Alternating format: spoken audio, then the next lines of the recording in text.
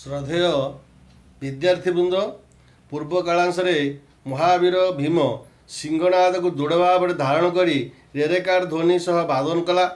प्रथम रड़ी रे पृथ्वी थरिबा को लागिला, महीमंडल प्रकम्पित है, मंदर पर्वत निजर स्थान छाड़ी घूरवा को लगिला। द्वितीय रड़ी रे जमपुर रे जमका आसन टलमल है, नवद्वीप सपत सागर कंपमान है, मेरु पर्वत टलमल है, एपरिकी आदित्य मंडल, भूमंडल, ध्रुवमंडल, अमरमंडल, स्वर्गपुर, ध्रुवमंडल, नक्षत्र मंडल, भूमंडल, पृथ्वी इत्यादि थरहर है। सप्त सिंधुर जल उछुली आकाश को छुईला भली प्रतीयमान है। किंतु हाय मानगोविंद जी भीष्म द्रोण कर्ण शल्य 100 भाई बल 18 अक्षौणी बल जो बलियान, जी भगवान श्रीकृष्णकर शांति प्रस्ताव को प्रत्याख्यान करी बिना युद्धे देवी ना सूच्यग्र मेदिनी बोली कहूला, से आज व्यास सरोवर रे क्षताक्त हो शरणागत कालर गति अति विचित्र।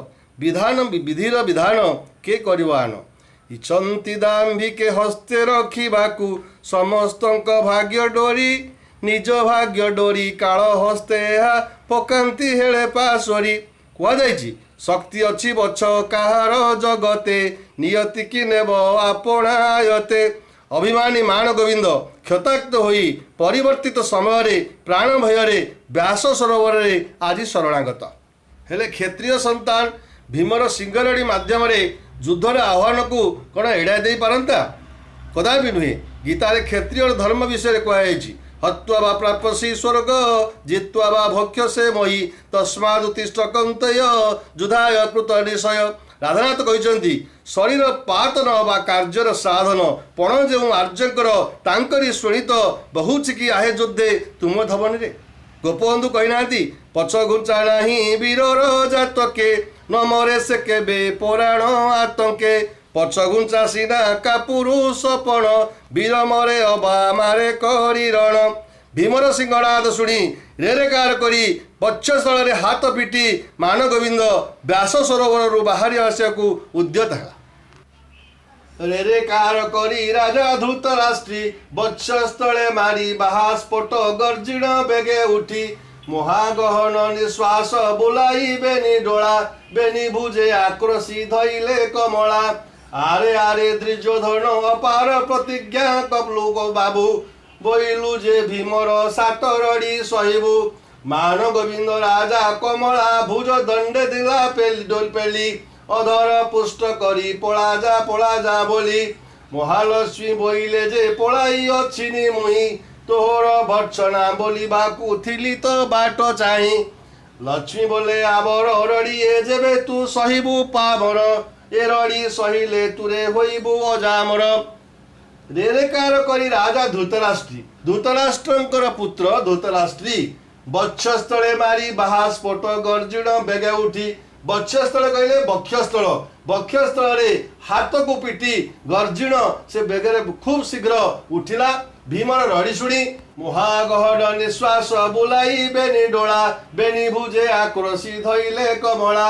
खूब जोरे निश्वास नहीं बेनी डोला दुई चक्षु को खूब जोरे रक्त वर्ण करी बुलाई दुर्योधन बाहरी व्यास तरफ उद्यत है। यही समय कमला माँ लक्ष्मी जहाँ कोल दुर्योधन आश्रय नहीं से ताकू दुई हाथ में आक्रोशी धरिले भिड़ी धरिले। आरे आरे कहले आरे आरे दुर्योधन अपार प्रतिज्ञा जे कलु बाबू। कहले रे दुर्योधन तू अपार प्रतिज्ञा करिथिलु रे बाबू रे दुर्योधन। ये गोटे कथा कहबार अच्छी बिले कमला लक्ष्मी दुर्योधन एते प्रिय हेले कहीं, लक्ष्मी दुर्योधन को एते भल पाइले कहीं। मान गोविंद दुर्योधन शुभ लक्षण रे जन्म, तेणु सी चलिले सारदास लिखिंट सी चलिले पद्म फुटे स्वर्ण पद्म फुटे एवं सी लक्ष्मीकर व्यक्ति।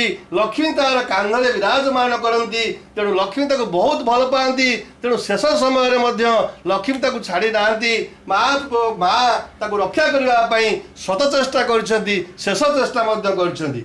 लक्ष्मी कमलांकर अन्य नाम लक्ष्मी पद्मालया पद्मा कमला श्री हरिप्रिया इंदिरा लोकमाता माँ क्षीराब्दी तनया रमा। ये सब लक्ष्मीकर ना। तेरे दुर्योधन को से कहले आरे आरे दुर्योधन अपार प्रतिज्ञा कलु जे बाबू एटी बाबू शब्द स्नेहपूर्ण संबोधन करछंती लक्ष्मी बाबू जदिओ आजिकाली बाबू कहले आमे साधारणतः आमर उपर हाकिम को बुझू किंतु सेतेबेले साहित्य रे आम साहित्य रे बाबू स्नेहपूर्ण संबोधन थिला आमे कह जाइनी अरे बाबू श्याम घन तू गले मधुभुवन कहा मुख नाई बंचीबी एठी बाबू बोली पुओ को संबोधन कराई आ गोटे कह बाबू नाक सिरी दान योग्य जोसाकू बिहर कानन कर आलिंगन को एठी बाबू सान भाई की कह जाए तेणु बाबू शब्द ओडिया साहित्य रे स्नेहपूर्ण संबोधन सारला दास समय यहाँ प्रचलित थिला बोईलु भीम जे भीमर सात रड़ी सहीबू दुर्योधन प्रतिज्ञा कर लक्ष्मी के पाखे भीमकर तीन रड़ी कौन सात रड़ी देले भी मुझे सहीबी तेणु आज भीम दुईटी रड़ी देलापर दुर्योधन जो विचलित हो पड़ुची से लक्ष्मी कहते तू तो प्रतिज्ञा कर सात रड़ी सही बोली तेरे एत विचलित हो कहीं मान गोविंद राजा कमला भुज दंडे दिला पेली मान गोविंद राजा दुर्योधन कमला को निज दी हाथ में पेली देला अधर पृष्ठ करी पला जा बोली अधर पृष्ठ करी दांत ओठ कामुड़ी तांकू कहला तुम्हें पलाओ महालक्ष्मी बोइले जे पलाई अच्छी मुई महालक्ष्मी कहले जे मु पलाऊ अच्छी तोहर भर्सना बोलिवा कुथिली मु बाट चाही तू मते भर्सना करिवु मु तते छाड़ी किरी जीवी एही समय को मु अपेक्षा करथिली तेबे मु तते आज त्याग कली मु वर्तमान तते छाड़ी किरी चली जाउची किंतु गला बेले एही उपदेश दउची रे दुर्योधन लक्ष्मी बोले आबर रड़िए जेबे तू सहीबू पामर लक्ष्मी बोले रे दुर्योधन जदि तू आउ गोटे रड़ी रे अधम पामर अर्थ अधम जे अधम तू आउ गोटे रड़ी जदि सहीबू ए रड़ी सहीले तुरे होइबू अजरामर ए रड़ीटा जदि तू सहीजिबू ताहले तू अजरामर हबू अमर हबू चिरंजीवी हबू तते आउ केही मारी पारिबे नाही एही उपदेश देई लक्ष्मी माँ लक्ष्मी दुर्योधन को त्याग करी चलीगले एते बोली तत्क्षणे छाड़िले महालक्ष्मी यह कही दुर्योधन कौन कहले से कहले तू जदि भीमर यही रड़ी को सहीबू ताले चिरंजीवी बाबू यही कथा कही छाड़ीगले कदली पत्र पाए कंपई महात्मी महाक्रोधी दुर्योधन कदली पत्र परी रागरे धरिबा को लागिला सतुरी सतुरी भार गदा घेनी कर स्थले खेपई मान गोविंद जे चित्त अंतराळे दुर्योधन गदार भार हूँ 70 भार भीमर गदार भार हूँ 52 भार 70 भार गदा दी हाथ में धरी दुर्योधन खूब जोरे मान गोविंद दुर्योधन क्रोधान्वित चित्तरे व्यास सरोवर बाहर हेले विद्यार्थी वृंद आमे आज भीमंक सिंहनाद रड़ी विषय एठी समाप्ति पर्व को चलीगले एवं तमे माने यही विषयटी को भल भाव में पढ़ एवं निज मन को मन क्वेश्चन तार जो प्रश्न उत्तर गुड़िक कर